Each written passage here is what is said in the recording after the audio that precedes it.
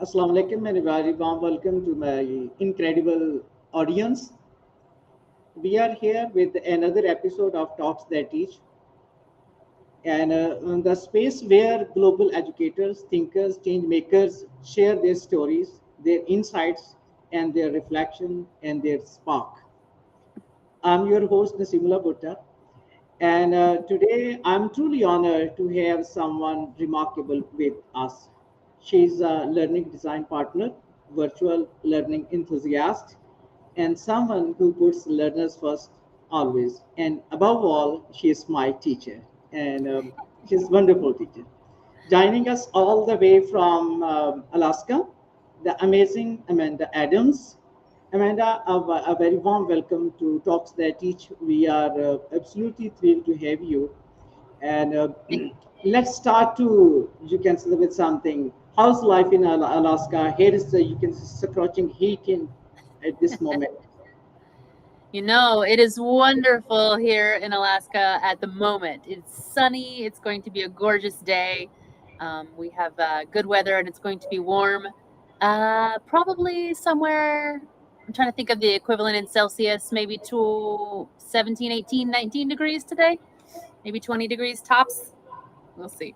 But it'll be beautiful. That's wonderful. But here is, you can say, scorching heat. We avoid to go out, you can, from 11 to 4. We try to avoid, we, you can say, this. Okay. You have got this beautiful phrase on your profile when I was scrolling over there. Learners first always. What does that mean? So that means that people come first, always. It means that the learner is a human before anything else. And that means that sometimes people are going to need to focus less on the content and more on what they personally need at that moment. It may mean that they need an adjustment in the delivery. It may mean all kinds of things. But in the ends of ends, it means that as educators, we care more about the people sitting in front of us than we do about how much content they learn. It doesn't mean we sacrifice the content. It just means that we pay attention to them as humans and incorporate that into our teaching. If students' minds are elsewhere engaged, right, then they're not available to learn. So we take care of them as humans and we connect with them, build relationships with them, and then they want to work for us. They want to have partnerships in learning with us. And so we build those relationships first, and then the content. What a humanistic approach. What a humanistic approach. You care human beings first. That's great. Yep. Your role as a lead innovation designer sounds fascinating. Could you walk us through what a typical day or challenge look like in that role? Anything Sure. special? Yes. Yeah. So innovation design is a fascinating branch of, and I wouldn't even say education, but it's a fascinating branch of work to do. Really, an innovation design is about creative solutions, building solutions to systemic problems or inefficiency. And it really comes down to using design thinking and thinking outside of the box, looking at things that we typically have struggled with in education and rethinking how we can address those problems to make it better for everyone involved. So a typical day, innovation design is project oriented. So at any given day, there might be 3 to 5 projects that are in various stages of work. And so it could be a combination of meeting with project partners, constructing workflows, testing things out, building resources, but also building the training and the delivery of that training, and then monitoring the results. So any given project could be in a various state of delivery, right? But the biggest challenge when it comes to innovation design is changing habits. People generally have their own way of getting something done. And when you're changing systems and asking people to do things differently, that takes some habit building. And it also takes that you really have to from the beginning, explain why the new method is going to make their lives better, right? They have to see the purpose. It has to be clear why they should change what they're doing. And sometimes that is the deepest part of the work. That's the deepest part of getting people to make systemic change. So anyway, innovation design is a really cool piece of work. And educators across the world do it all the time, but we don't usually do it necessarily beyond our own classroom. We might do it at our school level or department level sometimes, right? We certainly are in control of our own classrooms for the most part. But when you're talking about schools or districts, then we talk about big changes. So. Right. Then you were talking about building a new set of habits. It's quite difficult. I have come across such kind of things. Even people who are, you can say, educators and learners, it is sometimes quite difficult to unlearn or de-learn something and set a new set of habits. You capture a really good point there. Unlearning something is really difficult when our brains have decided that that's the way that something has to happen or has to be. Especially if we have misconceptions, it's really difficult to unlearn it. Even you are, you can say that you are sharing something very right and appropriate, but the people who do not like to change their mindset, they give a great resistance at that moment. I face such kind of things. Okay, that's right. Many teachers here in our area still navigate tech in classrooms. What advice would you give them to take the first confident step? They are trying to adopt in, you can say, our area. So when it comes to, making the changes, whether it's technology or otherwise, right? But certainly around technology, not doing something just because. Not doing something just because it's there or because it's available, and not trying to do everything, but instead making sure that you find the sticky spots, the things that are exhausting, the things that bog you down, those kinds of things. And let's start making change or trying new things, finding solutions there, right? So finding the technology that can help us through the things that take us the most time, right? So that we can streamline, we can be more efficient, we can make sure that we are doing things in the best way possible. And that's where the technology certainly helps. But if we try to do everything and we try to do it all at once, then we won't really end up making much progress at all. Right. You mean to say that we shouldn't, you can say, use each and every technology and each and every time, but what is the most required and where you can make the students make more progress and make them more efficient if that is required? Yeah, 100%. What a good advice for us. You are a big advocate of virtual learning and student-centered teaching. What are the most powerful benefits you have seen when students take the active role in their own learning? You can say, when students themselves, what are the main benefits? Investment, 100%. The investment is really the key. When we've gone through the education systems ourselves, we find that things are top down, right? That we must learn this material in this way at this time, and everything is out of our control. But when we offer students a role in the learning process, they are then invested in that process in a different way. So for example, I might give some parameters and say, hey, we must learn these topics. And then the students can say, okay, well, this one I prioritize because it means more to me. And then I have that flexibility to say, sure, let's do that first. It depends on the subject, right, as to how we might put the students at the center. But that learning acquisition is going to happen in a deeper way, in a quicker manner, and last longer in the students' cognitive development if we allow them that investment because of the relevance. It's meaningful to them in a different way when they have a voice. And so in turn, that's empowerment. That really makes the learner not only invested, but empowered to do something or make changes in the learning process. And at the heart of hearts, we all humans, by our just nature of being, love to have choice. We love to have a say. We don't like to be told what to do all the time.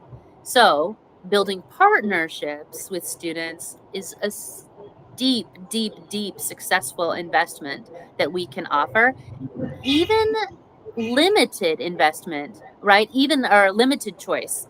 If we have many parameters, and sometimes we have great parameters that are very heavy on us as educators, whether it's timeframes, curriculum, certain resources we have to use, standards we must meet. Sometimes we have a heavy burden to carry on those fronts, but I still believe that there's always ways that learners can offer their voice in that process. Even if it's small, it will go a long way. That's right. I get the point that you can say learners should have given the choice to explore themselves. In this way, they will get, you can say, most of the things. In another interview, I was with Kimberly from, you can say, Silicon Valley.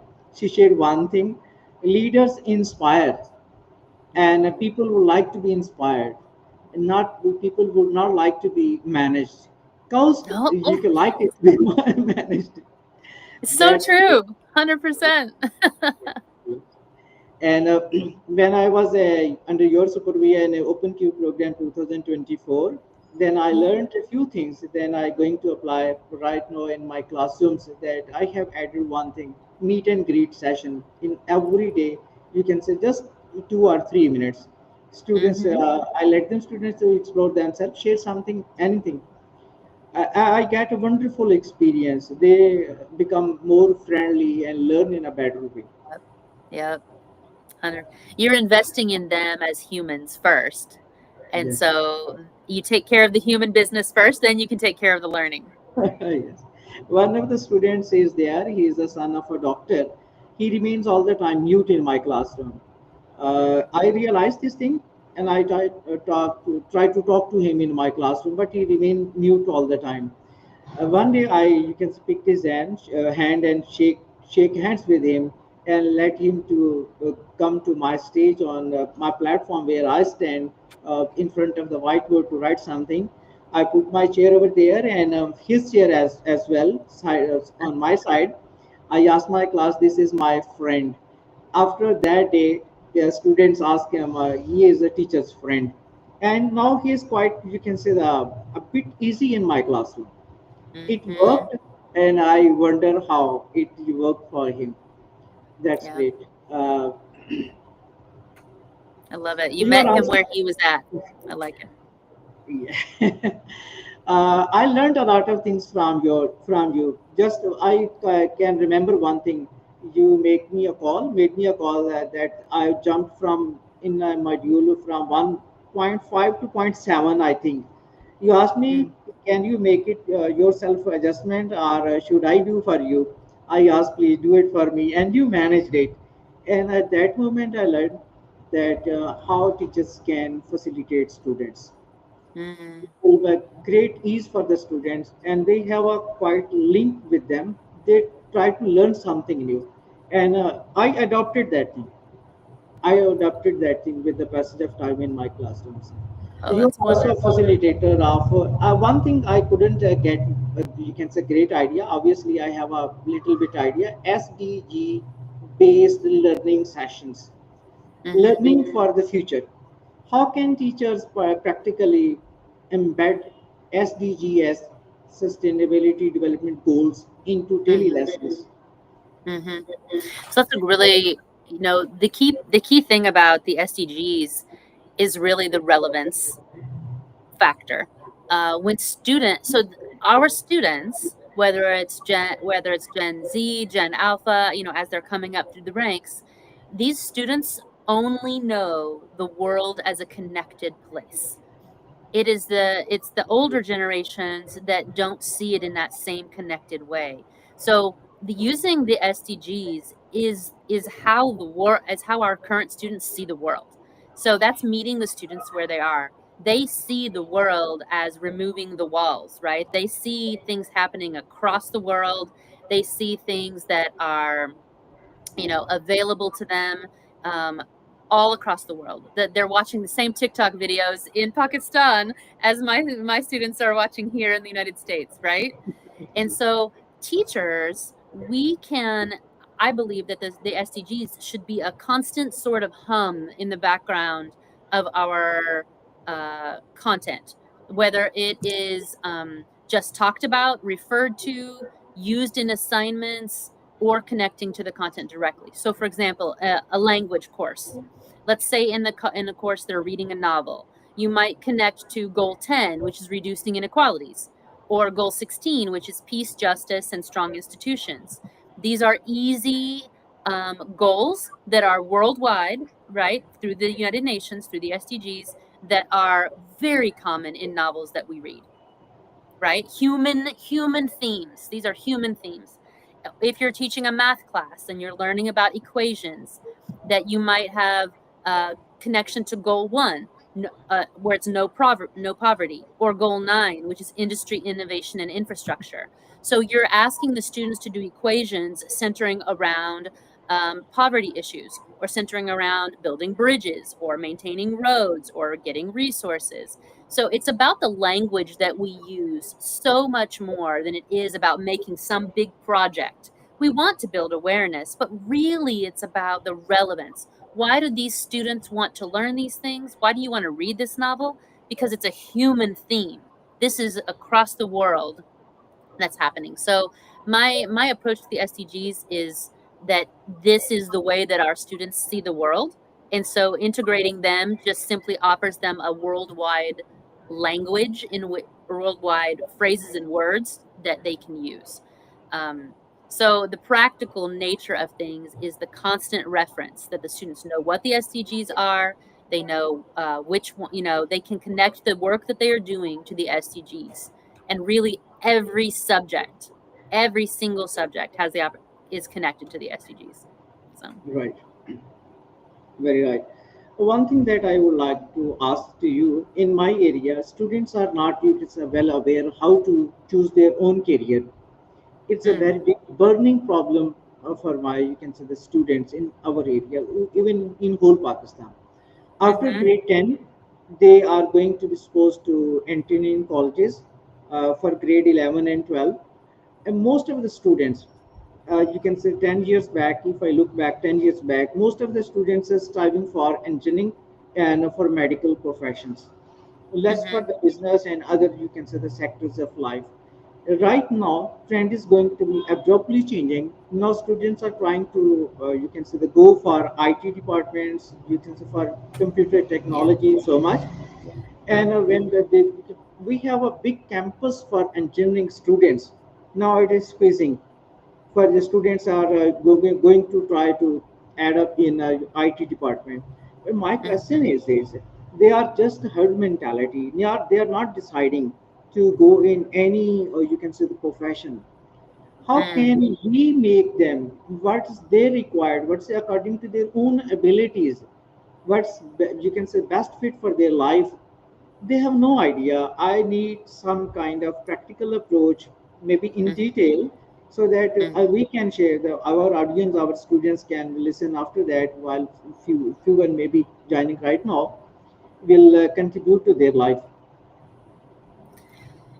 The interesting thing about what you're mentioning, we also here in the States are seeing so many shifts, right? But the marketplace, the workplace is shifting as well. There's a combination of the two pieces there that need to come into play. First of all, awareness on the part of the students that there are so many jobs that they could choose from, right? They are only exposed to such a very small amount of professions and jobs that they believe are worthy or available. The newer generations don't see the same value in managing their work lives in the same ways that perhaps you and I did or have in our lives, right? And so we as the older generations have to be aware of the viewpoints of the younger generations, keeping their minds open to exposure. I think exposure to what's available to them is huge. But they have to see the value in how that's going to affect their life from their priorities. So us being aware, the teachers being aware of what the priorities of the students are, is just as valuable as our mission to expose them to different professions. Here in the States, we for sure, I could even say my own son is like, Mom, why would I go to university when I can do this thing over here? I can go straight in to get the training for the technology that I want to use and that I want to be invested in. Why would I go to university? And so then we discuss the differences between what does a degree offer him or not offer him versus what kinds of degrees he can study. And so our conversations have been really rich and robust around just the wide variety of options available in the professional realm. And he's like, oh, he's just fascinated, because otherwise, how would he know? How would he be exposed to that? So I think exposure is very important. But I also think that it's our job as educators to make sure that we are not trying to put our perspectives onto our students, but rather paying attention to what are the perspectives of the next generation. What do they see as important, versus trying to put our own thoughts on top of them. Does that make sense? Thank you very much. Are there some platforms students can explore themselves, which you can career will be best fit in their own, you can say, the life? I want to bridge this connection of, you can say, that from students from my area, from Pakistan, to that platforms. If they have some kind of access over there, they can decide. I think they can decide which is better for them. Is there are some platforms. Yes. Sorry. Go ahead. Are there such kind of platforms where we can connect our students so that they can explore such kind of benefits or careers for themselves? Yeah, there are some platforms.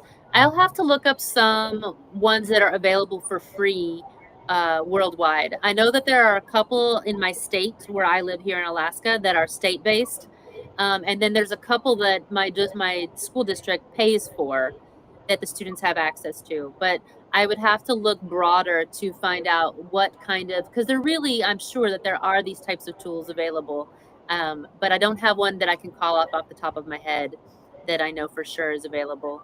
But we would want to be looking for like, personality and work balances, right? So what are the traits that the students have that are that they will enjoy their work? Because the current generation coming up wants to enjoy their work, right? They want to be invested in that in a different way than perhaps my generation was like, no, you just must work. You find a job you can tolerate so that you can have life.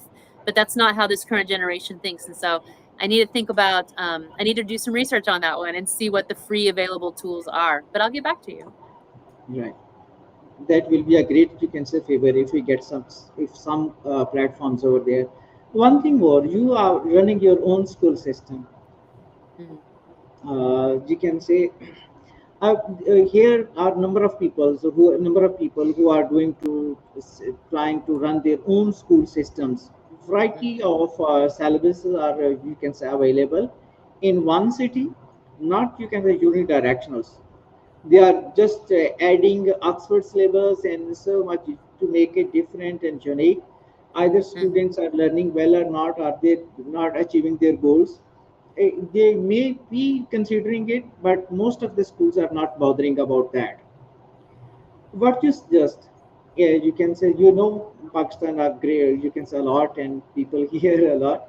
But it's just for us, for the schooling system, if you can say something. And one thing more, if anyone from my area have a just you can say connect to your school, if you view your syllabus and such kind of training, if you offer some refreshment courses over there, is it possible to connect my teachers with your teachers if they have for some sure. Yeah, we could definitely do some connections between teachers for sure. I think that it's incredibly beneficial, right, for teachers to be able to connect across the world. Yes, we could totally do some connections between teachers. Absolutely. I think that we certainly hear, it's actually a huge thing right now in my world here in Alaska, but also in the United States in general, of making sure that our students are meeting sort of the minimum requirements, right, of what we need to make sure that they know. And a lot of where I've been focused has been at the K-12 level, right? So more than the university level. The thing is that we are still dealing with the impacts of the shifts from COVID, because these students who didn't get certain pieces of knowledge are now moving up the ranks, right? They're moving up through the K-12 system. And so we're still responding to a lot of the things from COVID deficits. And we're really trying to balance the need to take care of them as humans with our need to accelerate their learning, right? And so we're building a lot of monitoring systems right now, trying to really use progress monitoring and then diagnosis and shifting of instruction to try to accommodate filling in all those holes and filling in those needs. So it's a different way of thinking than historically how we've taught. Historically, right, we did some progress monitoring, but now it's coming into the forefront as something we must do in order for students to make the amount of success that we need them to make. So it's a shift for sure. Thank you very much. And we are moving to, you can say, the end of our this interview. Anything would you like that is very, you can say, remarkable, memorable from OpenCube 2024? Anything you would like to share with us?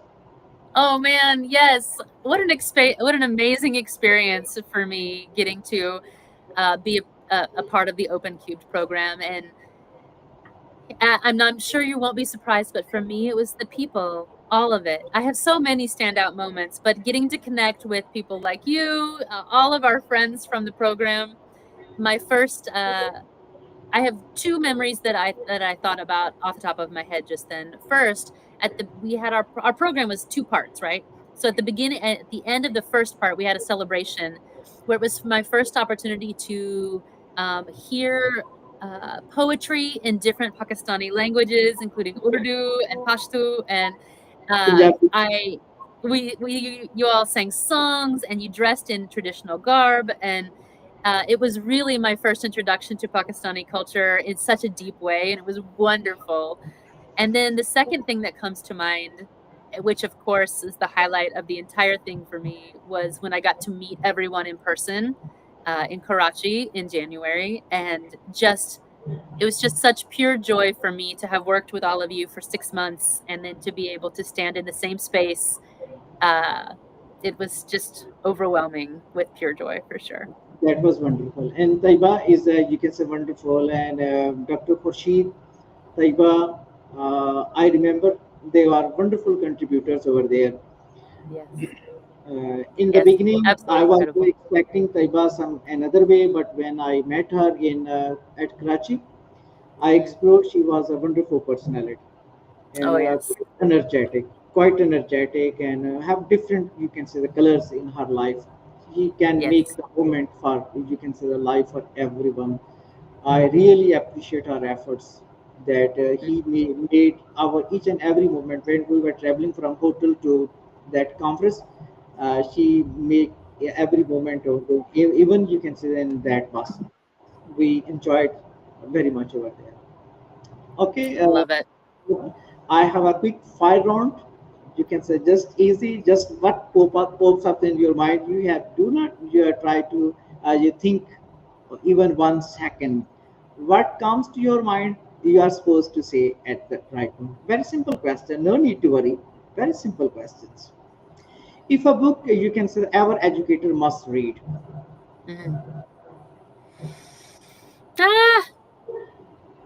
Blended Learning in UDL, I think, is the most recent one. Katie Novak and Catlin Tucker.